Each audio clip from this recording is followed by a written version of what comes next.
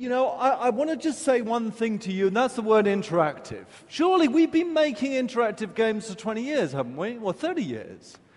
Well, no, I don't think we have. Because that thing in our hands, that thing that's evolved in our hands and got more and more complex and got more and more buttons, actually has been the biggest barrier to what we want to create. Because what we want to create is a connection to our worlds. And that's what I believe Natal does. And if you leave with anything today, then leave with this thought. What designers and what this industry does with Natal will change the landscape of games that we play. Anyway, we've been playing around with it at Lionhead for a few months now. And a week ago, a film crew came out and filmed this video. Why don't we take a look at it now? Science fiction writers, filmmakers, they haven't imagined what we're able to do today. We've been experimenting with something here. I'd like you to meet a boy called Milo. He's a character that can recognize us, he can recognize our faces, he can recognize our voices, he can recognize emotions in us. And this is Claire. She's going to introduce you to Milo. Hi, I'm Milo. How are you doing? Hi, Claire. You okay? Actually, I'm a bit nervous. You? Nervous? I don't believe it. This is the first time that thousands of people are going to see this. Thousands of people?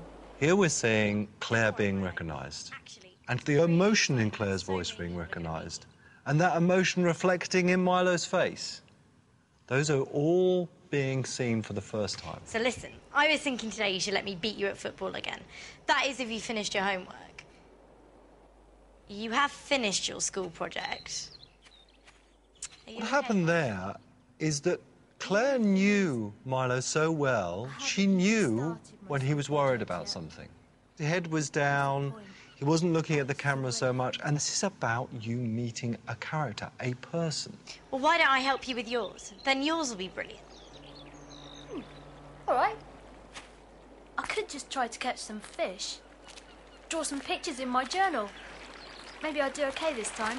I think that's a good idea. Lift off! Don't know till I try, do I? Exactly. See? I've got everything we need. Well, great. Let's get started then. You've got to put these goggles on. Goggles? Put them on like this. Okay. What? Like that? Claire has been thrown a pair of goggles. Notice what she did. This wasn't acted. She felt the need to reach down for those goggles. Now, everybody, every single person that has experienced this reaches down because they feel so connected to Milo's world. Cool. So what are we doing? Do I have to stand at the edge? Go on. Put your hands in. It's not too cold. I bet the fish think you're a monster. Cheeky. Swish the water about a bit. See if you can touch a fish. There Claire is, in Milo's world. She's in that pond. All right. Every hand movement is being recognised. Being able to touch fish, being able to swish the water with her hand.